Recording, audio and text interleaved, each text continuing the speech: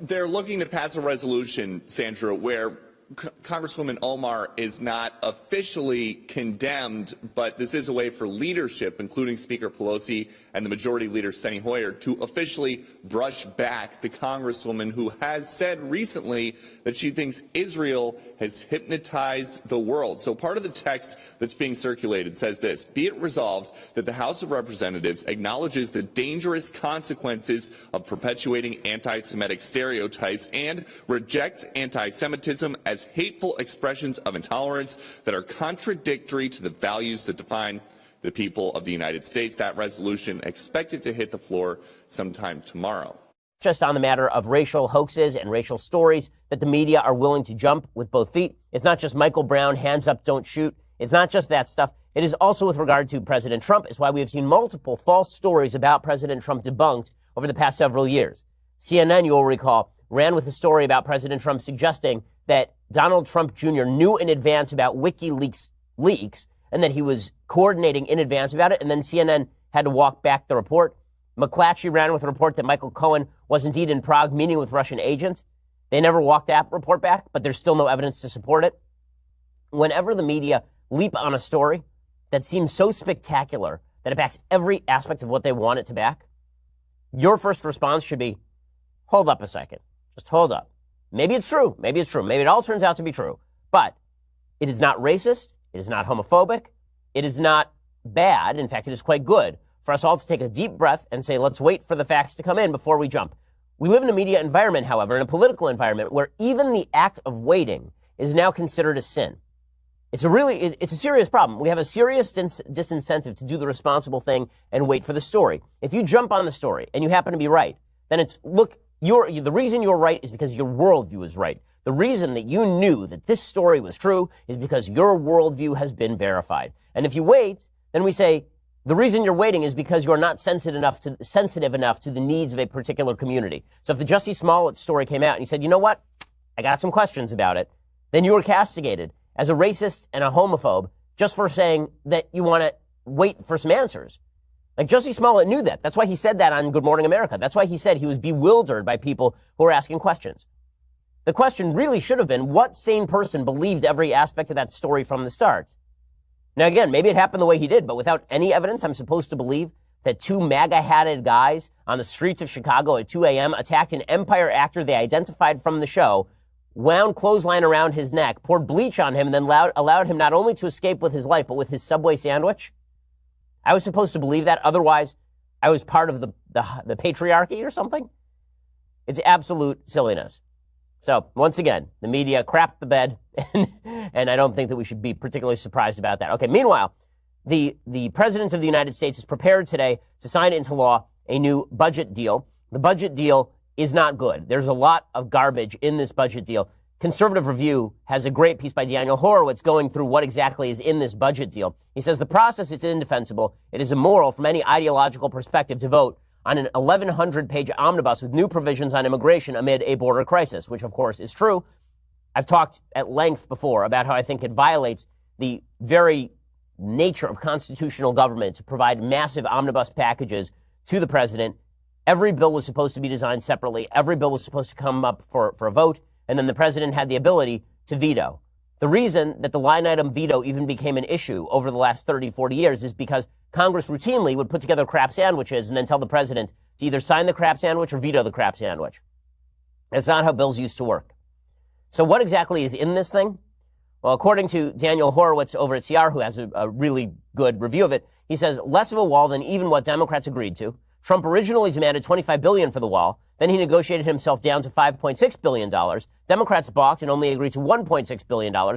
This bill calls it a day at $1.375 billion, enough to construct 55 miles. But it's worse than that. The bill limits the president's ability to construct barriers to just the Rio Grande Valley sector and only bollard fencing, not concrete walls of any kind.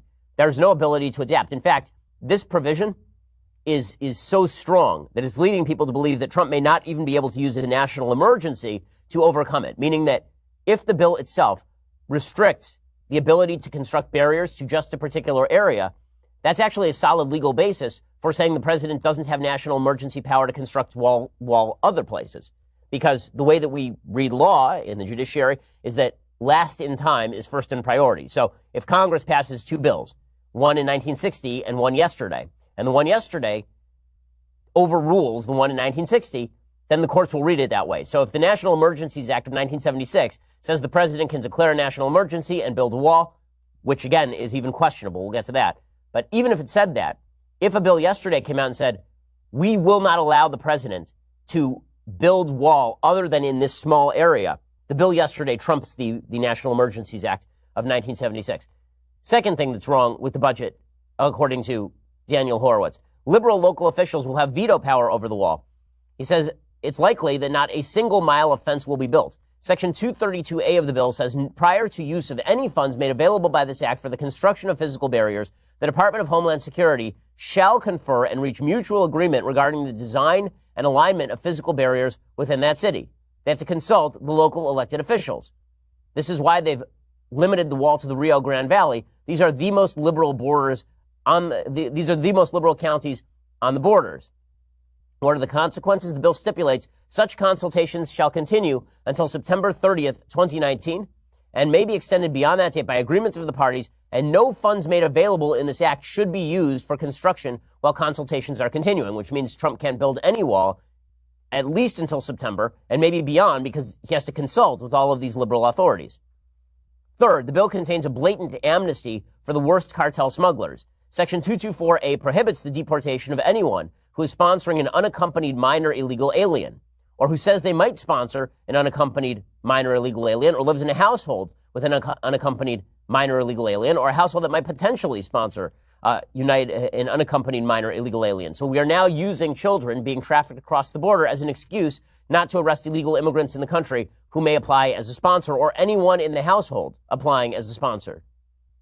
Jessica Vaughn of the very anti-immigration Center for Immigration Studies, she says we can call this the MS-13 Household Protection Act of 2019. We know that 80% of UAC sponsors, that's unaccompanied children, are in the country illegally.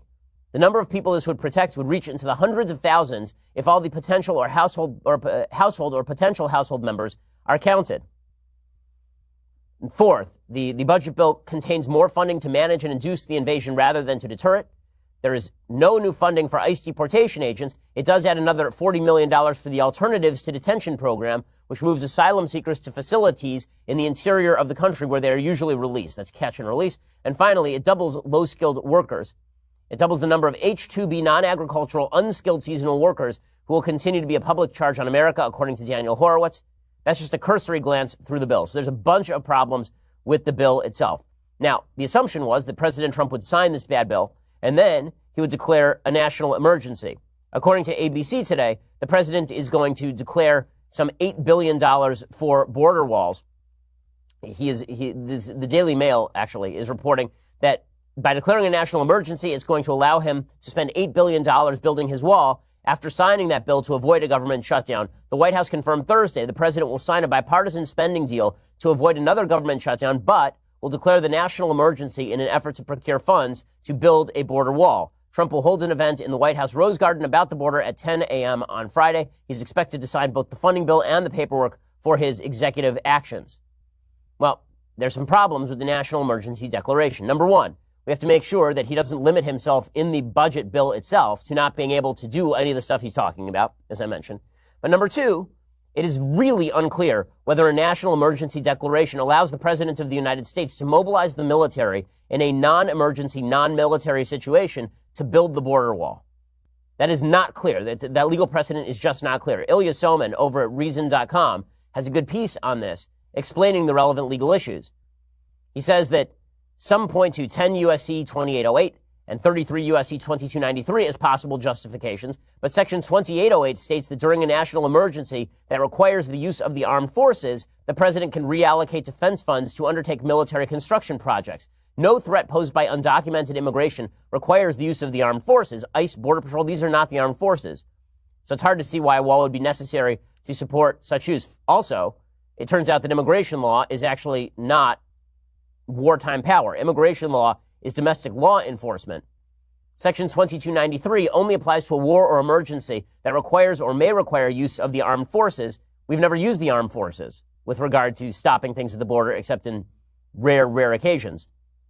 Another federal law allows the military to condemn property for various purposes like fortifications, but funding has to be appropriated by Congress to that purpose. As I said yesterday, the best provision of law for the president is the provision of law 10 U.S.C. 284 that suggests that the president can declare certain drug corridors and then build fencing along those drug corridors. But the idea that he has some widespread national emergency